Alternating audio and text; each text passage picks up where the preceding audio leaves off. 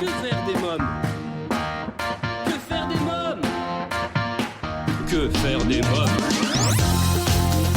Que faire des mômes? Que faire des mômes? Que faire des mômes? Que faire des mômes? Que faire des mômes?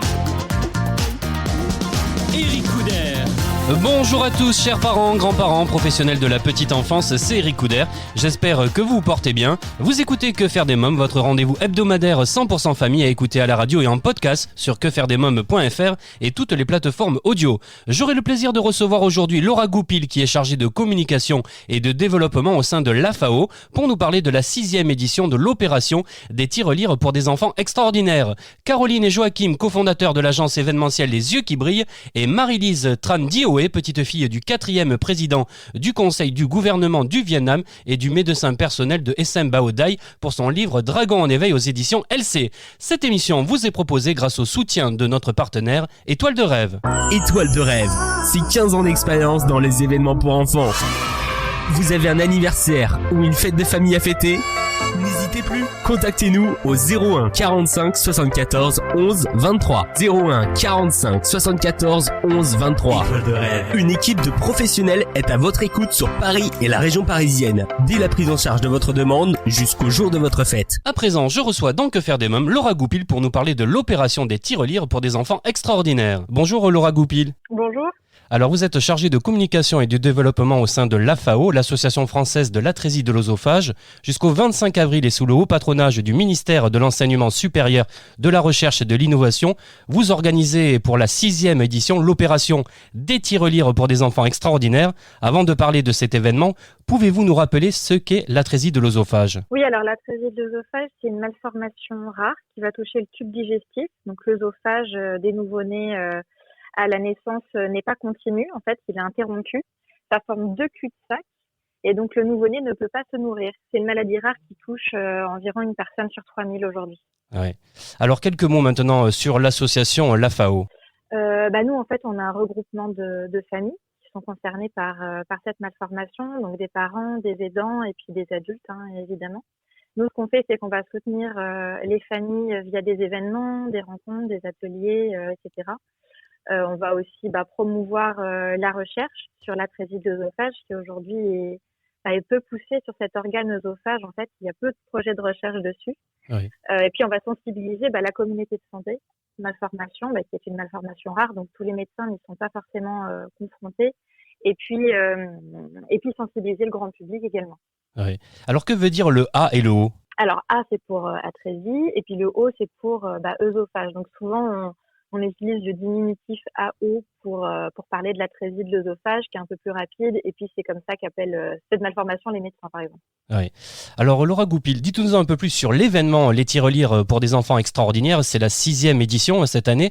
Comment participer, par exemple? Alors l'opération de tirelire, en fait, initialement, elle a été mise en place par une de nos déléguées locales, Lucie Malguir, en Occitanie, donc il y a 6 ans maintenant. Les tirelires, en fait, sont déposés chez des commerçants qui sont partenaires de l'opération. Et l'idée, c'est que chaque client, lorsqu'il va acheter son pain, lorsqu'il va acheter une pâtisserie, il dépose une petite pièce de monnaie dans cette tirelire pendant une période définie.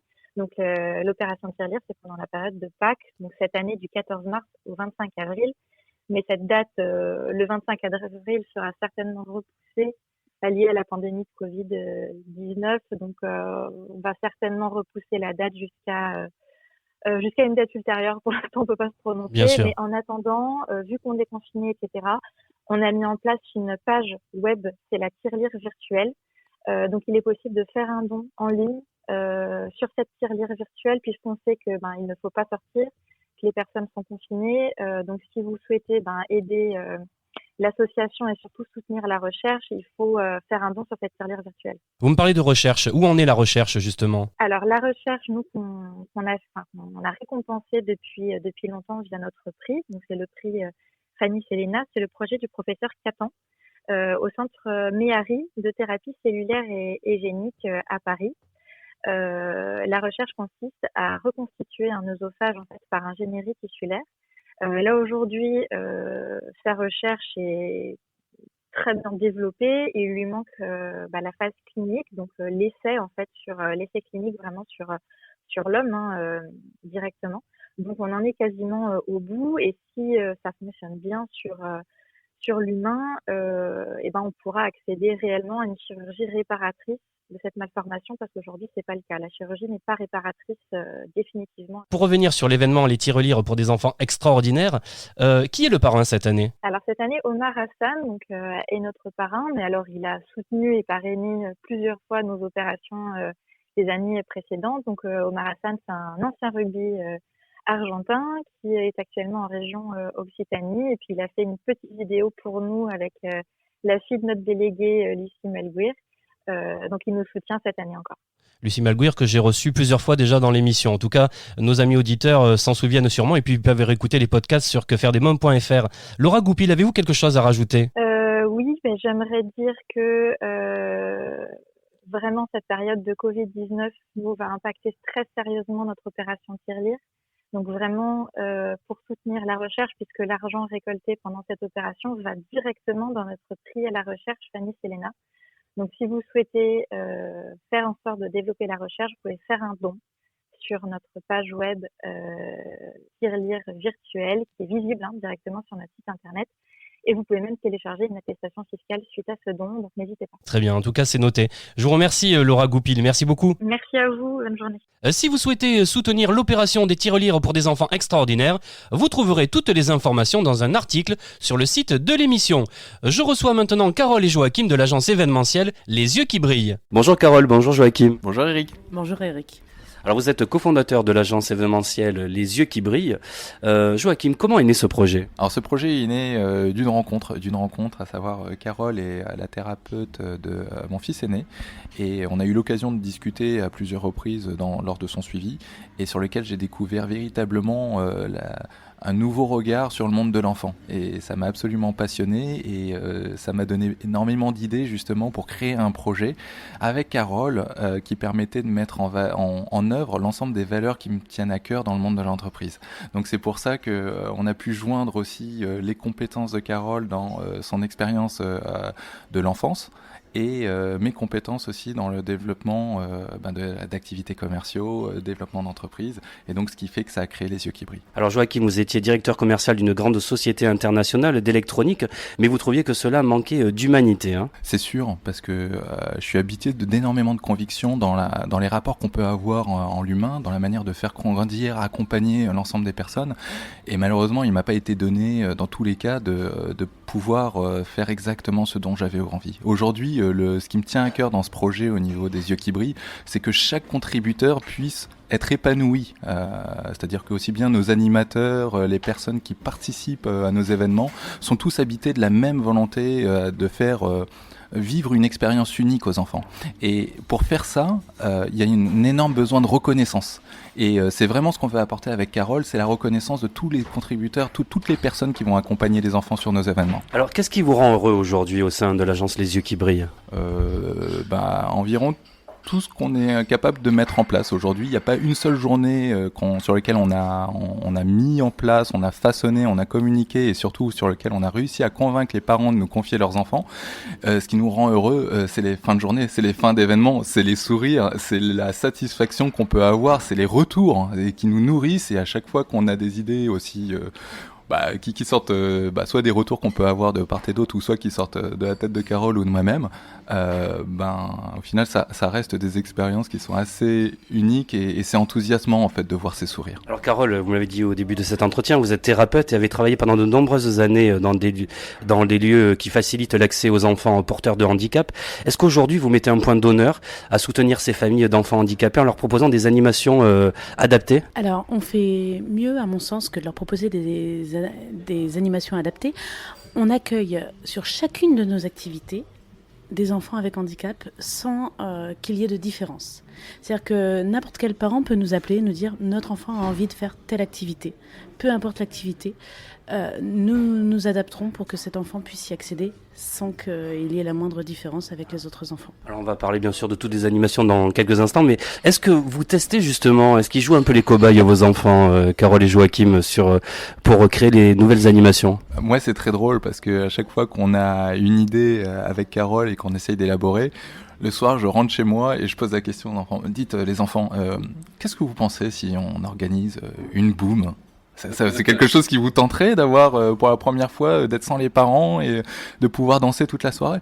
Et généralement, lorsqu'on voit leur réaction, forcément, ça n'a pas lieu de panel. Mais déjà, quand on voit quelque chose qui s'allume dans leurs yeux, on se dit bon, c'est peut-être une bonne piste à creuser. Alors moi, c'est déjà ce que je faisais quand je travaillais pour la mairie de Paris. Donc j'habite une maison, donc j'ouvrais les fenêtres et mes enfants et leurs amis venaient et testaient déjà ce que j'imaginais.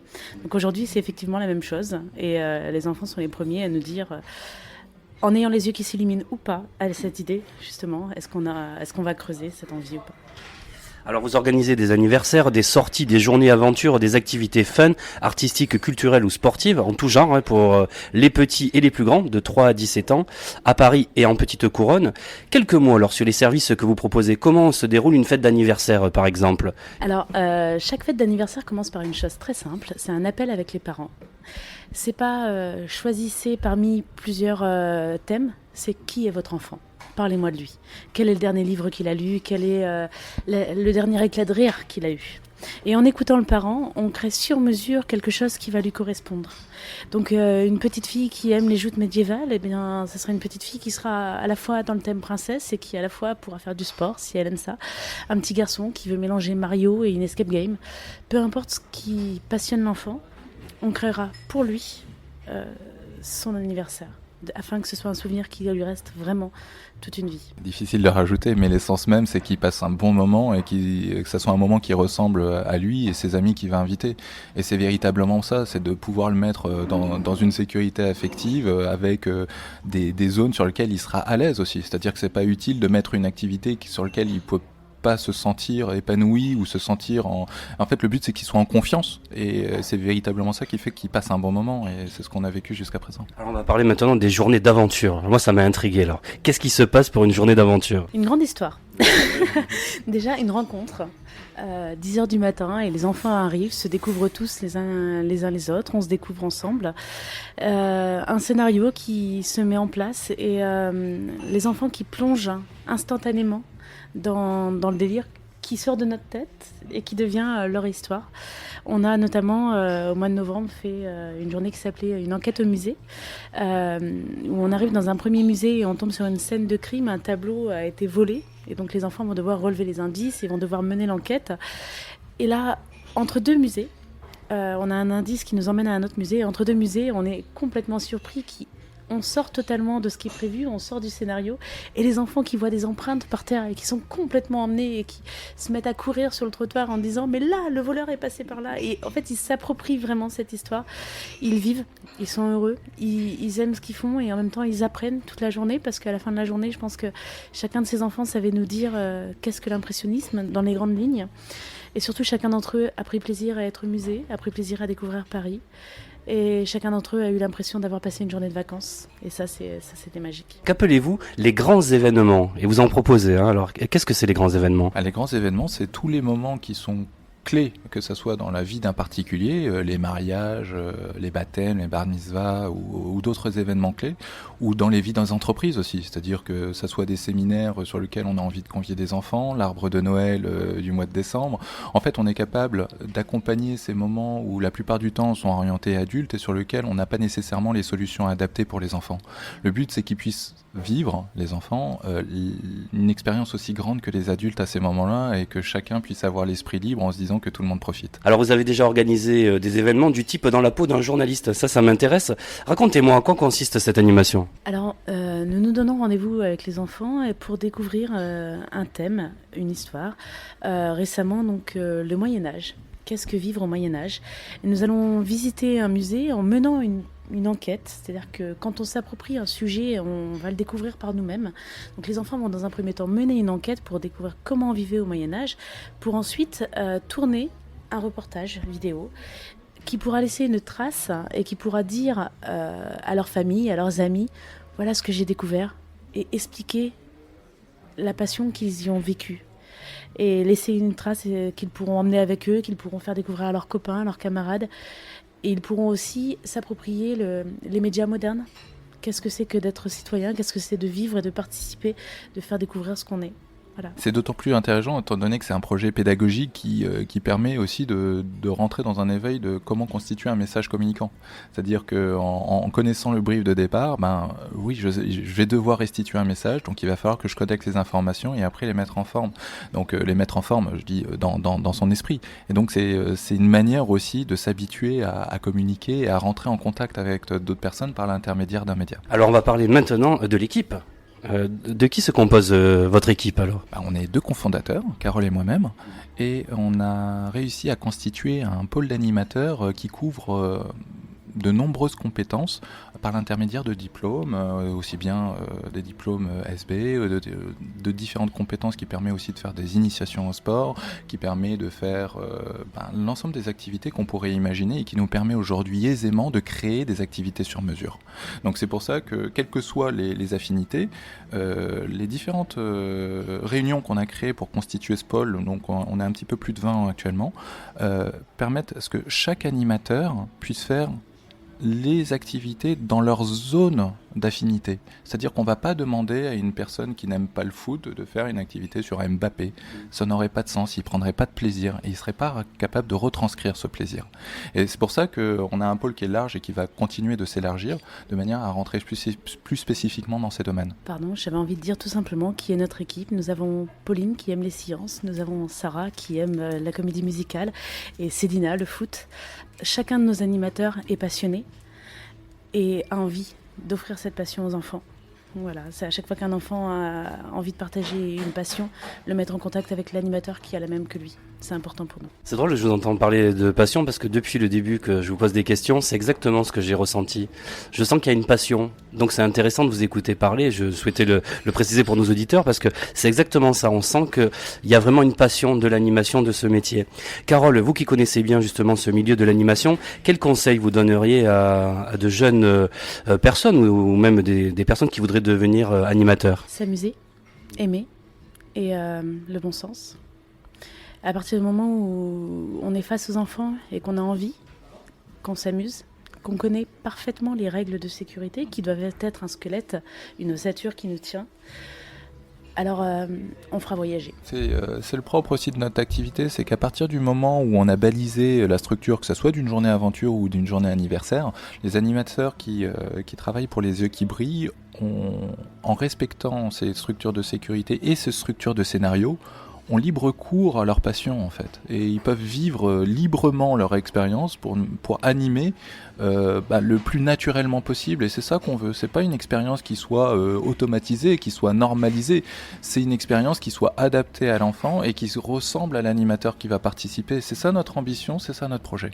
Alors pourquoi avoir choisi d'appeler votre agence Les Yeux qui brillent ? Parce qu'on veut que chaque personne qui touche à l'agence, que ce soit les enfants, que ce soit leurs parents qui récupèrent leurs enfants ensuite, que ce soit nos animateurs, que ce soit nous, que tout le monde ait les yeux qui brillent, simplement. Quelle est l'animation la plus demandée ? Il y a beaucoup de demandes qui est en lien avec la culture au niveau des musées. C'est une demande qui est assez redondante, c'est la manière de pouvoir faire découvrir aux enfants d'une manière différenciée la culture parisienne, et sur lequel on pense cette force de pouvoir avoir une ligne conductrice qui permet d'avoir une approche beaucoup plus pédagogique, rythmée et éducative qu'une visite classique au musée. Et donc c'est là où on a le plus de demandes aujourd'hui. L'idée, c'est qu'un enfant qui va aller avec nous au musée ne sortira pas en connaissant tout du musée, mais sortira en ayant envie d'y retourner. Et on est dans une ville magnifique, sauf que malheureusement, nos petits Parisiens ne connaissent pas Paris. Ils connaissent leur quartier, leur square, leur rue, leur école, et ils ne connaissent pas plus loin. Et si on a la chance de pouvoir leur faire découvrir et leur donner l'envie d'y retourner, l'envie de savoir plus, alors on aura gagné le pari. Quel est l'événement dont vous êtes le plus fier que vous ayez réalisé ? Des enfants, des yeux écarquillés, un DJ, un buffet, une autonomie, une expérience de vie, un souvenir pour toute une vie. De la découverte, de la danse, un beau moment. Pour les auditeurs qui souhaiteraient faire appel à vos services, comment on peut vous contacter ?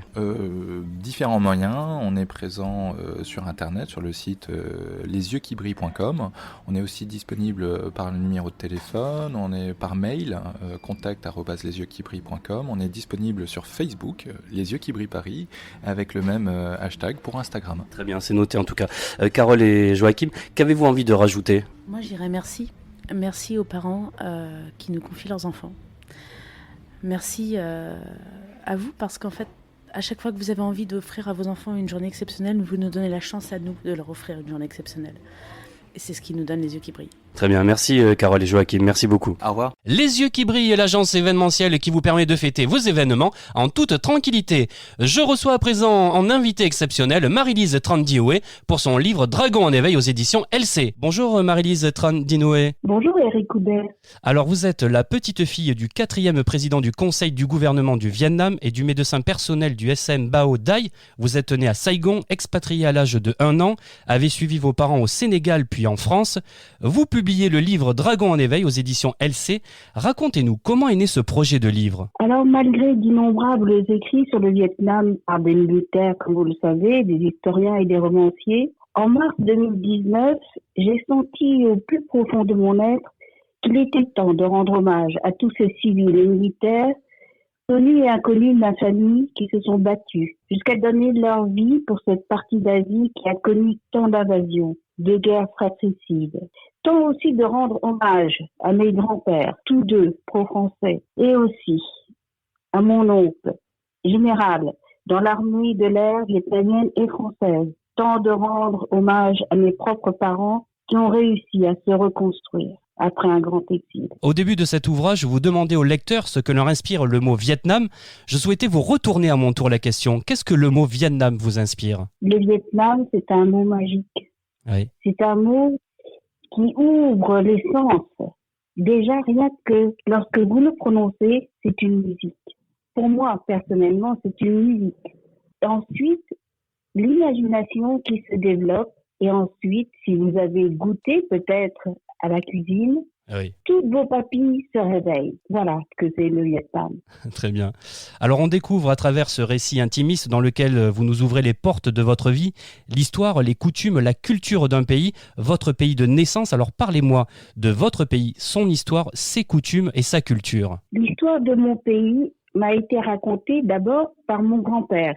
Ouais. Mon grand-père maternel, qui avait grand soin de mon éducation, parce que j'étais très souvent éloignée de mes parents, étant pensionnaire à l'âge de 6 ans. Oui. Et puis, il avait aussi ce devoir de transmission, non seulement à ses enfants, mais surtout à ses petits-enfants, pour que les légendes ne se perdent pas, les chants ne se perdent pas. Et chaque fois qu'il me parlait, il me prenait sur ses genoux et il m'expliquait chaque mot. Ouais. Et c'est ça, ce devoir, que moi, j'ai essayé de transmettre aussi bien à mes enfants qu'aux lecteurs. Ne pas perdre la connaissance de l'histoire, connaître ses racines et ne pas les éviter.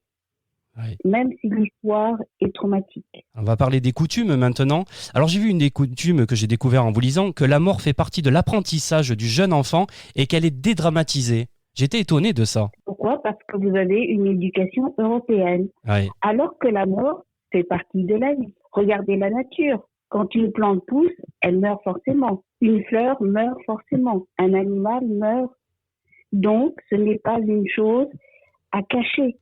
Oui. C'est une chose naturelle. Et alors parlons de la culture maintenant. La culture, eh bien, elle est fondée d'abord sur le respect. Respect des aînés, de la famille, l'écoute, mais surtout sur les devoirs. Est-ce que l'enfant, le parent, n'a que des devoirs et n'a pas de droits ? Alors Dragon en éveil, c'est le titre de votre livre. Le dragon, c'est aussi la photo de couverture qui illustre votre ouvrage. Quelle est l'histoire de cette photo ? Pourquoi avoir choisi cette photo ? Parce que le dragon est en poupe d'une barque. Oui. Et au fond, vous voyez des paysages du Vietnam que tout le monde connaît. Et qu'est-ce que le dragon ? Le dragon, c'est le symbole du pouvoir absolu, de l'honneur, de l'intelligence.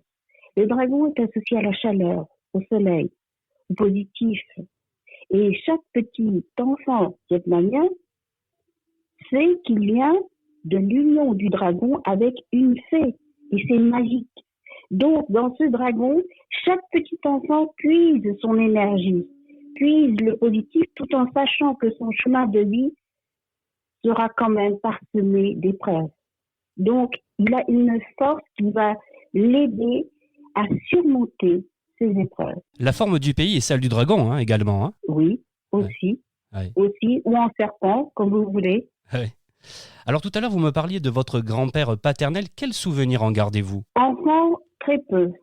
Ouais. Mais je l'ai connu seulement en étant adulte. Parce qu'il n'avait pas cette manière aussi affectueuse envers les enfants. Il était déjà un médecin connu et à se faire connaître. C'était une révolution qu'un médecin vietnamien s'installe en plein Paris et en plus acupuncteur. Recommencer une vie complètement, c'est difficile. Alors je souhaitais souligner que les membres de votre famille ont toujours été pro-français, ce qui leur a valu des blessures physiques, morales et toutes sortes d'injustices. Hein. Tout à fait, tout à fait. Donc pour être pro-français, on leur a fait subir des drames, comme mon grand-père maternel. On a tué 2 de ses fils. Heureusement que l'aîné, mon oncle, le général Nguyen Van Hinh, était déjà en France et a connu la première armée de l'air. Donc, il n'est rentré que une fois marié et il a perdu toutes ses habitudes vietnamiennes. Il était beaucoup plus français que vietnamien.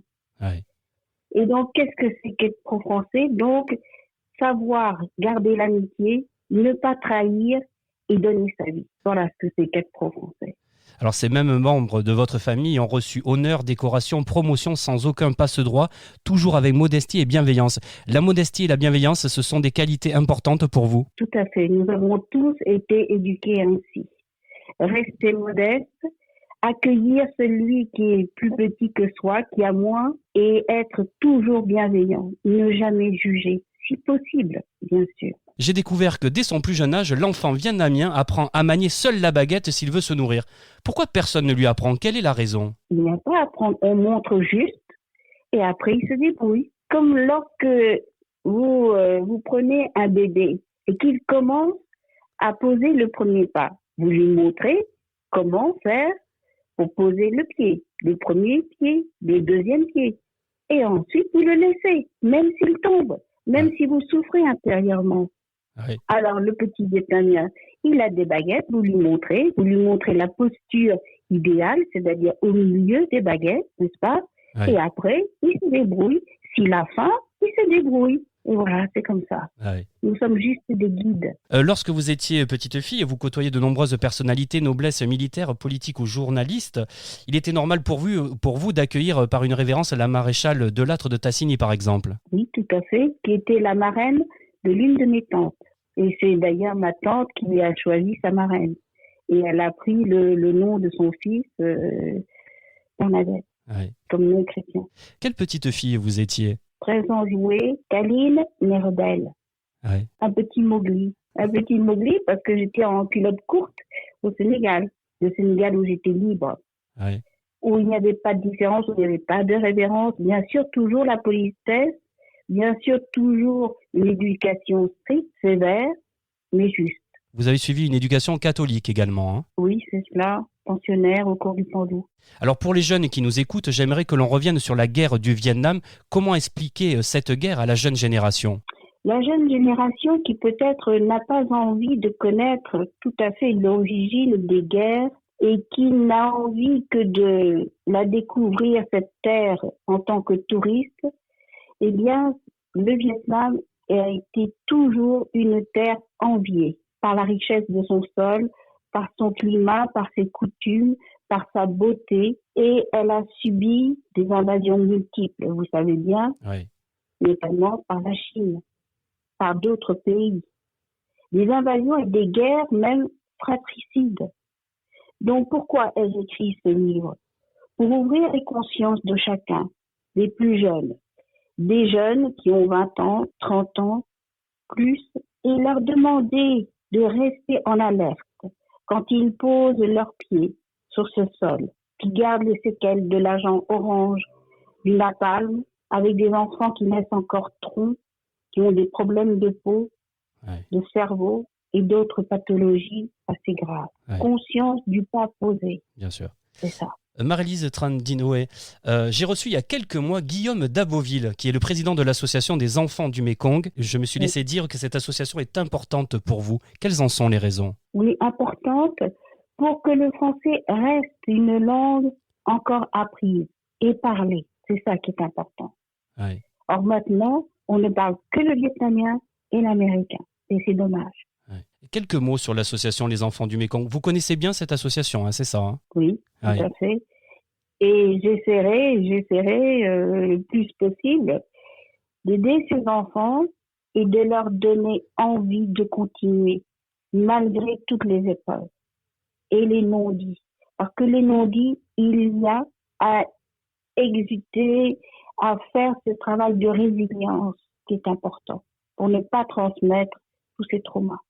Alors avant de terminer, je souhaitais que l'on parle de sophrologie, car vous avez trouvé un équilibre et une harmonie à travers cette discipline. Est-ce qu'on dit discipline ? Est-ce que c'est ça ? Tout à fait. La Ouais. sophrologie est une discipline et une science Oui.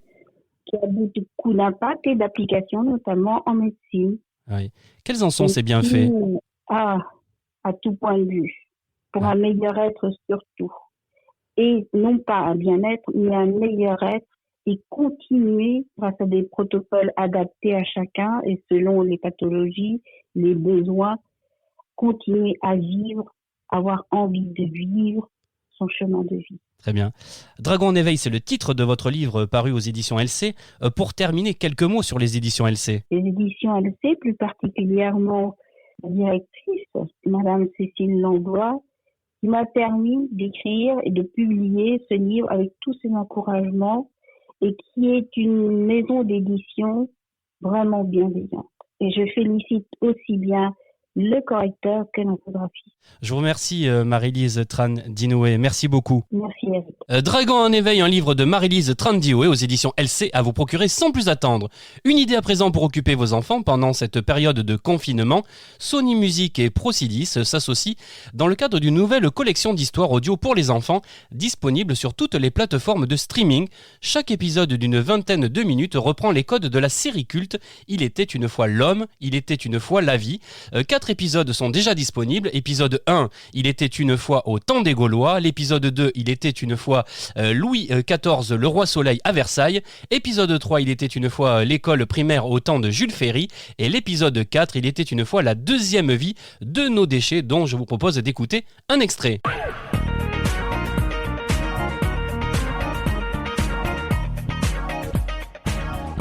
Hello Maestro présente Il était une fois la deuxième vie de nos déchets. Bonjour les enfants. Bonjour Maestro. Dites Maestro, quand on jette du papier, il faut bien le mettre dans la poubelle jaune. Tout à fait, Teigneux. Et une canette en aluminium, elle va aussi dans la poubelle jaune, pas vrai? Oui, bravo. Mais tu m'as l'air d'avoir bien compris comment il faut trier ces déchets. Tu vois, Psy, j'avais raison. Si le papier et l'aluminium vont dans la poubelle jaune, alors le papier aluminium, il va forcément aussi. Non. Même si cela semble logique, il faut mettre le papier aluminium avec les ordures ménagères, parce qu'il est trop fin pour y être recyclé. Ah, ok. Et cette ampoule-là, elle est bien en verre. En effet. Et pourtant, Psy dit qu'elle ne peut pas aller dans la poubelle avec les pots de confiture. Elle a raison. Tout comme les piles ou les médicaments, les ampoules ne doivent pas être jetées, mais apportées dans des centres de collecte. T'es vraiment pas une lumière avec les ampoules, toi. Très drôle. Dites, Maestro, depuis quand on effectue le tri des déchets ? Un préfet l'avait mis en place en 1883 à Paris. Mais l'idée est ensuite tombée aux oubliettes pendant presque 100 ans. Comment il s'appelait ? Eugène Poubelle. Comme vous le constatez, son nom est passé à la postérité. il avait obligé tous les propriétaires à s'équiper de boîtes à ordures pour recueillir les déchets. Hello Maestro, il était une fois des histoires audio inédites pour apprendre tout en s'amusant, disponibles sur toutes les plateformes de streaming. À noter une prochaine sortie en avril et 15 nouveaux épisodes prévus d'ici fin 2020. Et bien voilà, votre émission Que faire des mômes pour aujourd'hui, c'est terminé. On se retrouve bien sûr la semaine prochaine avec de nouveaux invités. Pour écouter nos anciennes émissions en podcast, lire nos articles, nous contacter, laisser un avis sur notre livre d'or, rendez-vous dès maintenant sur le site officiel de l'émission quefairedesmômes.fr. Merci à tous pour votre fidélité, prenez soin de vous. Je vous embrasse fort ainsi que ma petite nièce Erika. Bye bye.